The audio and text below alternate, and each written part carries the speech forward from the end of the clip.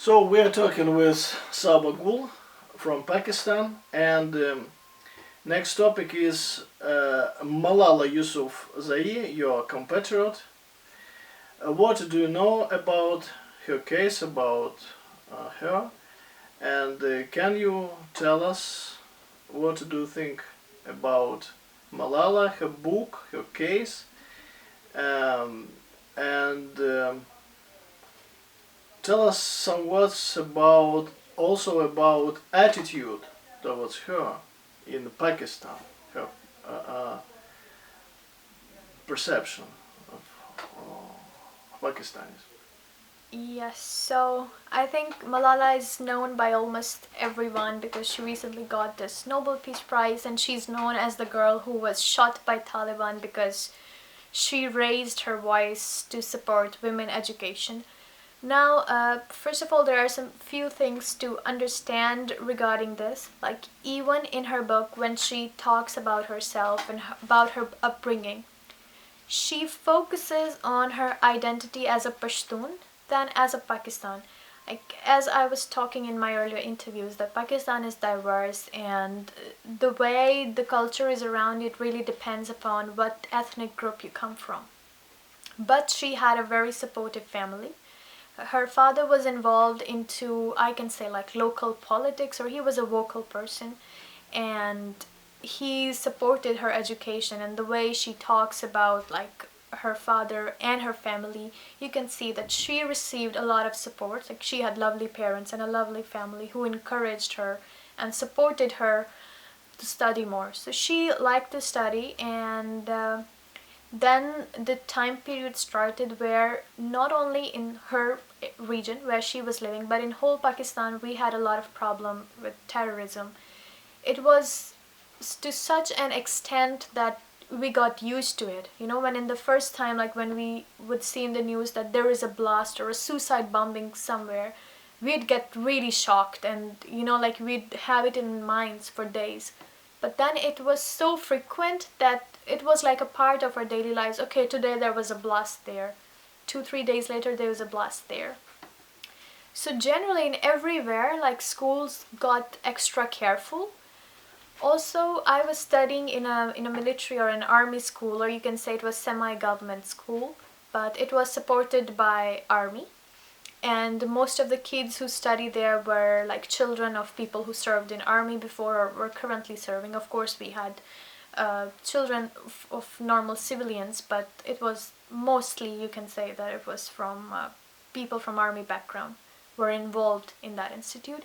And even at our school, I remember that they, for example, removed the banners near the school, and our school was already in a residential area. So the point is that they didn't want a lot of people to know that, you know, there is a school nearby, just to make sure that things are more protected. And I also remember that our finals would be delayed and we would just have holidays because the country or the intelligence would be receiving threats from Taliban. So it was everywhere, but of course it was further like extreme where she was living, in Khyber Pakhtunkhwa, or in that near those agencies and near the border and everywhere. Like, it was more extreme because those areas are away from the, first, those are like comparatively less developed areas, so they are not very close to the where the army headquarters are or where the police and all those headquarters are. So those areas, you can say, in somewhat were also neglected areas, or where the Taliban had a stronger hold over people or general politics, or in the overall scenario. So they wanted to lock down these schools for girls because the Taliban thought that women's education is against the teachings of Islam. So that was like the main problem out of it. And because she, along with her father, would actively support it, sometimes she would even like go to school to like in a secret way, or they would, for example, keep the main door closed so the girls can go and study there. But eventually, like, the Taliban knew about it, and she was shot in a bus when she was in a bus, I think. She was not going to school, but probably she was coming back home when it happened. and got a bullet, and then she was transferred to the hospitals, and then there's like everything else was pretty much covered by the media. Meanwhile, because I would say that her father was somewhat a person of influence, but it's more like my personal opinion, because he was involved in politics and he did have some connections, and that's why like she started writing for this channel for BBC.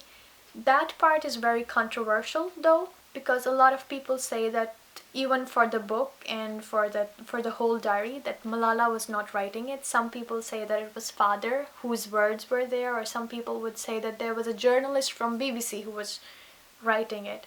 And it is up to date very controversial in Pakistan, or I think like whoever is involved in this topic would know that this is a sort of a controversial topic, like who was writing her things. So that's why she also received international attention, and that's how she ended up in UK eventually. But as you said, like when you asked me this question, that how was the people's attitude towards her, and that's somewhat the disappointing part here. Now, I do understand that there are people who even think that maybe she was not shot and it was all staged. I am okay, I agree to that too, that because the media on this topic was so polarized throughout, because they thought that she was against army. I read her book. I won't say that she was directly against army. There might be one or two incidents where she was disappointed with army, or there was also one or two incidents where she actually praised army. So it was just like based on her views. So I won't say that she was like deliberately against something. Also, a lot of people think that she was against Islam, which is not true. Especially seeing from the book, I cannot say that she was against Islam. She was more secular for sure, like her ideas and approach was more secular in cases where she said that you should be respectful to people from all religions in that sense. And this kind of ideas are sometimes misinterpreted and not well received by the right-wing parties, or not parties but even the right-wing people in our country. So there were a lot of controversies around it, and when you have media and with social media, everyone can write whatever they want without facts.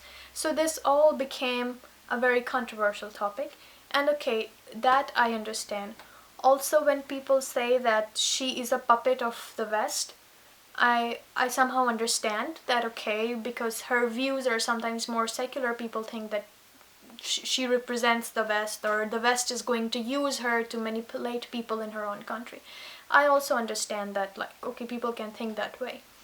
But what is most disappointing is when people talk about her book in a way that, as I mentioned before, that she was against Islam, because I have read her book and I have some screenshots too. It was actually the completely opposite of being against Islam. She has used the word Quran in her book almost maybe 40 times, because I had this PDF and I just wanted to go through those parts because I read this book very long ago. So I had somewhat memory of what she was saying, but to check the exact things I had to use these filters, and I found like she had mentioned the word Quran in her book 40 times. And most of the times she's presenting it in a nice way.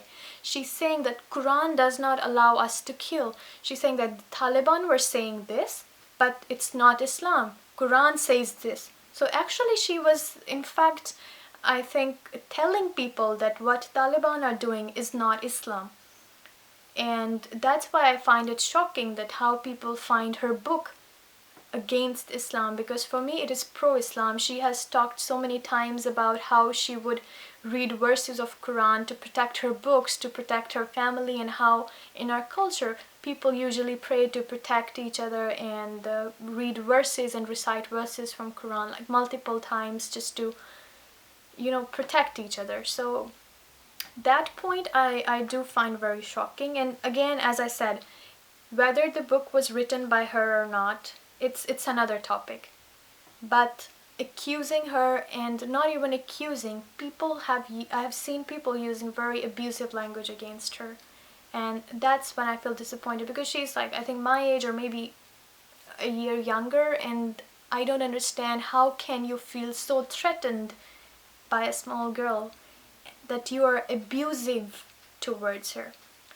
And then there was a lot of criticism on her that she went to UK and never returned back, which, okay, it's like your personal opinion, but of course Pakistan is not very safe for her, and I think that's why she doesn't want to come back, or her parents are not willing to bring her back. And also then we had in 2016 it was in 2014, one of the deadliest terrorist attacks in the history of, I would say, Pakistan, that they entered like a school, which was again an army school, and more than 300 students were killed there. But those students, many of those continued to live in Pakistan, like, of course not the ones who were killed, but who were attacked or injured. And people often compare Malala to that incident, that that was a bigger incident, where children were actually killed. Like the whole classes were killed, and often people say that the number they showed in news were actually less because they didn't want to freak people out. And in actual, there were actually more children who were killed. But again, students kept going to that school once the things were restored. So they compared that situation to Malala's, and they say that those were the brave kids who continued to going to still school after facing all that, but Malala was a coward because she escaped the country. So that is one side. And then she's also accused sometimes for not raising voice for Palestinians. And then recently there was an interview where she said that she doesn't, I'm not quoting her exactly because I don't remember her exact words, but her point of view was that she doesn't understand why people have to get married to be together, because it's sort of an agreement. And this received a lot of backlash from Pakistanis, and they shared that clip like everywhere. It went viral because they thought that it is against Islam and she's promoting adultery, or she's promoting physical relationships without marriage. And even though the very next sentence that she said in the interview was that she used to think this way, but then her mom corrected her and told her that it's a beautiful institution or whatever. But the point is, that was like a long interview, and what people took out of it was just that one part which she said. And then they made it viral, and underneath the comments are again super disappointing. They would use that, I can't even use those words here, the way they address her. So it's disappointing, but like all the people who gain fame, or I don't know, who rose to this level of international recognition, are controversial. Like Gandhi was controversial, Ataturk is controversial, even Nelson Mandela is controversial. I remember I met someone from South Africa, and I told them, like, I read his autobiography and it was so good, and their expressions were like, okay, we don't like him. So, I mean, even Mother Teresa is controversial, or like all the prophets have been controversial. So I do understand that with this polarized media, it is normal to have controversies. But what disappoints is when you kind of cross the line. There is a thing called freedom of speech where you can give your opinions on a topic, but then abuse is not freedom of speech. So that abusive language, I think, represents the insecurity of the people, and that is what I find very disappointing.